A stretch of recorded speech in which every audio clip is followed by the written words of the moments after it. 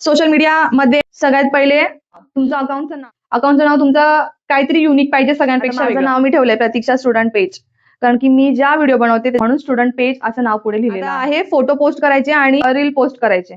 Photo तर तुम्ही normal photo click करू शकता.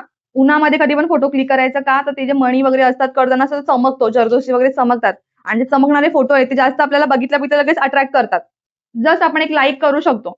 जरी व्ह्यू पडले तरी पण चांगली गोष्ट आहे. जरी कोणी लाईक नाही केलं, व्ह्यू जास्त पडतात आपल्या इन्स्टाला, तरी पण चांगली गोष्ट. जे ट्रेंडिंग सॉंग ऍक्च्युअली तो जास्त इम्पॉर्टंट आहे. थर्ड गोष्ट, आता हा जो फोटो आहे ना, हा डायरेक्टली चांगल्या कॅमेरामध्ये काढलेला फोटो आहे म्हणून मी डायरेक्टली पोस्ट करून दिला. ठीक आहे, आपल्या सगळ्यांकडे असे भारी भारी कॅमेरे नाहीयेत. कॅमेरा म्हणजे जो फोटोवाल्यांकडे जो असतो तो वाला कॅमेरा. आपल्या फोनमध्ये कॅमेरा आहे.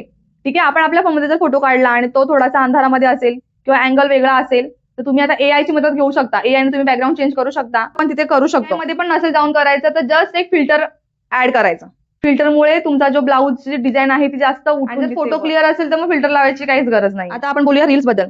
Reel me in shoot app आहे, त्याच्यामध्ये काही फीचर्स असे आहेत की जे पैसे देऊन घ्यायचे असतात.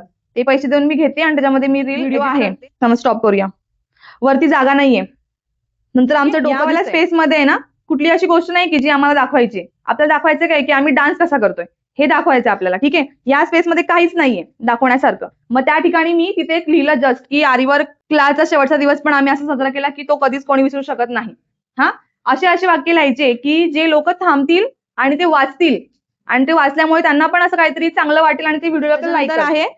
कॅप्शन जो आपण इथे सगळ्यात खाली, काही रील्स अशा आहेत की ज्यांच्या डोक्यावर लिहिलंय वरच्या बाजूला. आता खाली माझा ब्लाऊज दिसतोय तर मी खाली नाही लिहू शकत का, तर मला ब्लाऊज दाखवायचा आहे म्हणून वरच्या बाजूला मोकळी जागा आहे तर मी तिथे लिहिणार. गाणी ऐकू द्यायचा.